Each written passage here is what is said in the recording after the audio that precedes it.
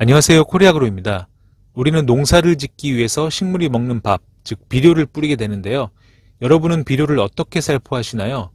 오래 재배한 사람이나 농사를 잘 짓는 농가를 따라서 뿌리거나 아니면 비료 판매처 추천에 의해서 뿌리기도 하고요. 표준 시배량에 의해서 아니면 시비 처방에 따라서 비료를 뿌리기도 합니다. 먼저 작물별 표준 시비량에 의한 비료 살포입니다. 여기 표를 보시면 작물마다 필요한 질소, 인산, 가리의 살포량이 나와 있습니다. 다만 표준 시비량은 각각의 토양이 다 다르지만 이를 감안하지 않고 우리나라 토양의 평균 값을 기준으로 해서 작물 양분 흡수량을 고려하여 결정한 시비량인데요. 이 비료를 보시면 뒷면에 사용량이 나와 있죠. 이 사용량은 보통 표준 시비량을 기준으로 권장되는 시비량입니다. 그래서 내 토양에 대한 정보를 잘 모르고 비료를 시비해야 할 때는 이 표준 시비량을 근거로 해서 비료를 살포하시면 좋습니다. 하지만 같은 작물을 재배하더라도 지역마다 토양이 다르고 특히 농가분들마다 토양 관리가 다 다르기 때문에 토양 상태는 크게 차이가 납니다. 이 표준 시비량을 참고하시는 것도 좋지만 내 토양을 제대로 알고 비료를 뿌리시는 게 가장 좋습니다. 내 토양은 어떻게 할 수 있을까요? 바로 토양 분석을 실시하는 것입니다. 다만 토양 분석을 제대로 해야 내 토양의 상태를 보다 정확히 알 수 있는데요.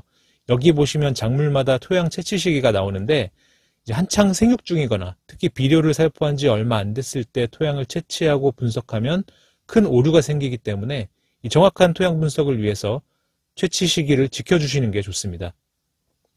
그리고 어떻게 토양을 채취하느냐도 매우 중요한데요. 이 동일한 포장이라도 이제 지점마다 토양의 비옥도가 다르기 때문에 한 곳에서만 채취하고 토양을 분석하면 신뢰할 만한 결과를 내기 어렵습니다. 여러 지점에서 최소 5군데 이상에서 채취한 다음 흙을 혼합하시고 1kg 이상을 농업기술센터에 보내시고 이제 분석을 의뢰하시면 됩니다. 그리고 흙을 채취할 때도 주의를 하셔야 하는데요. 이 토양 채취기로 하는 게 가장 좋겠지만 채취기를 갖고 계시지 않죠. 삽으로 흙을 뜨시는데 이때 제대로 흙을 채취해야 합니다. 먼저 표면에는 식물의 잔해물이 있을 수 있기 때문에 분석 시 유기물 등 분석 오차가 클 수 있습니다. 그래서 표면에 2cm 정도를 걷어줍니다. 그리고 삽을 이용해서 작물에 따라 깊이만큼 첫 삽을 파냅니다. 이때 삽을 파내고 제일 밑부분, 이 부분에서 흙을 채취하시는 경우가 많은데 근권이 머무는 토양 전체를 봐야 하기 때문에 이 옆면의 전체 흙을 채취하시는 게 중요합니다. 그리고 이렇게 토양 처방서를 받게 됩니다. 참고로 이 처방서는 노지고추 기준이고요. 여기 여러 가지 분석값들이 있는데 이는 작물마다 적정 범위가 다르고요. 이제 토양 분석을 하시면 제일 먼저 산도를 체크해 봅니다. 이 토양 산도가 낮다면 처방서에 적힌 석회질 비료를 반드시 살포해 줍니다. 그리고 토양 산도가 높다면 유황가루를 이용해서 산도를 낮춰줘야 합니다. 그 다음은 유기물입니다. 이 처방서에 권장된 퇴비량을 살포하시면 되는데 이 처방서에서는 유기물이 적정치보다 높아서 퇴비 사용량이 0입니다. 사실 예전 처방서에서는 분석 결과 유기물 함량이 높더라도 퇴비 사용량이 적혀서 나왔는데요. 지금은 유기물 함량이 이미 높다면 이렇게 퇴비 추천량이 0으로 나옵니다. 농가분들이 농사에 퇴비를 안 하면 큰일 난다고 생각하시는데 이렇게 유기물 함량이 높은데 또 많은 퇴비를 넣으면 탄질률이 깨지거나 영양 불균형이 생길 수 있기 때문에 이렇게 유기물 함량이 높을 때는 퇴비는 생략하시고 알가스오일이나 부식사금 같은 계열의 토양개량제만을 넣어주시는 게 좋을 듯 합니다. 그리고 전기전도도를 체크합니다. 토양에 얼마나 많은 염류가 있나를 보는 건데요. 이 전기전도도가 높다면 비료 투입량을 줄이고 너무 높은 경우에는 제염 작업을 해야 합니다. 그 밖에 식물이 이용하는 영양 성분들이 있는데요. 이제 먼저 칼륨, 칼슘, 마그네슘입니다. 이 성분들은 서로 기량작용이 크기 때문에 어떤 성분이 너무 높을 경우 나머지 성분의 흡수를 크게 저해시킵니다. 그래서 이 성분들의 비율이 상당히 중요합니다. 대략 마그네슘은 칼륨보다 3배에서 5배 높은 게 좋고 칼슘은 마그네슘보다 5배 높은 게 이상적인 비율입니다. 이 토양 처방서를 보시고 석회질 비료를 살포할 때 마그네슘이 낮으면 이제 마그네슘이 들어있는 석회고토를 뿌리시고 또 마그네슘이 높으면 소석회를 시비하는 게 좋습니다.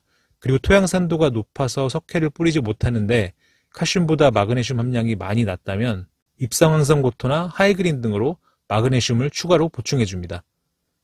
그리고 유효인산과 칼륨의 함량을 봅니다. 이를 보고 내 토양에 더욱 정확하게 질소, 인산, 가리를 살포할 수 있는데요.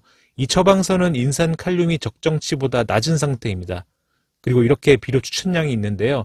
질소질, 인산질, 칼리질 비료로 추천량이 나와 있습니다. 하지만 농가분들이 이렇게 단디를 조합해서 살포하시는 경우는 많이 안 계시죠. 대부분 복합 비료를 사용하시는데요. 이 처방서를 토대로 이제 고추 전용 비료를 사용해 보겠습니다. 우선 이 고추 전용 비료의 질소 인산 가리 비율이 12-8-6입니다.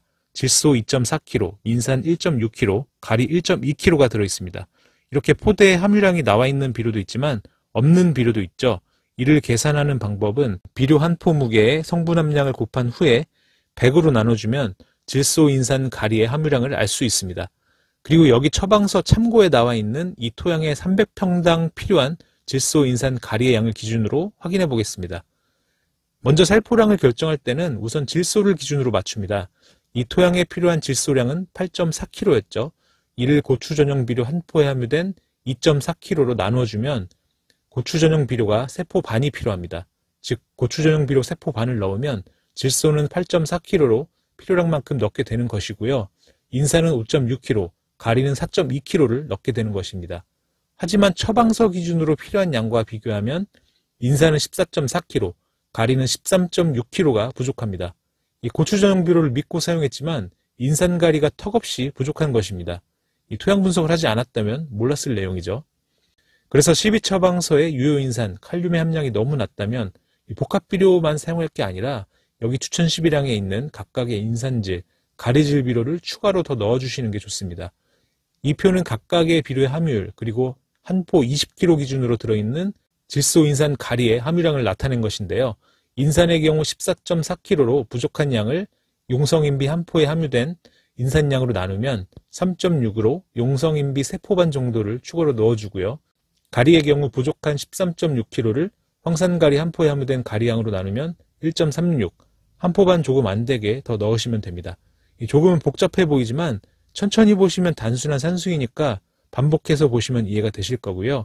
이러한 계산이 귀찮아 보이실 수도 있지만 이 성공적인 농사를 위해서 가장 중요한 작업일 수 있습니다.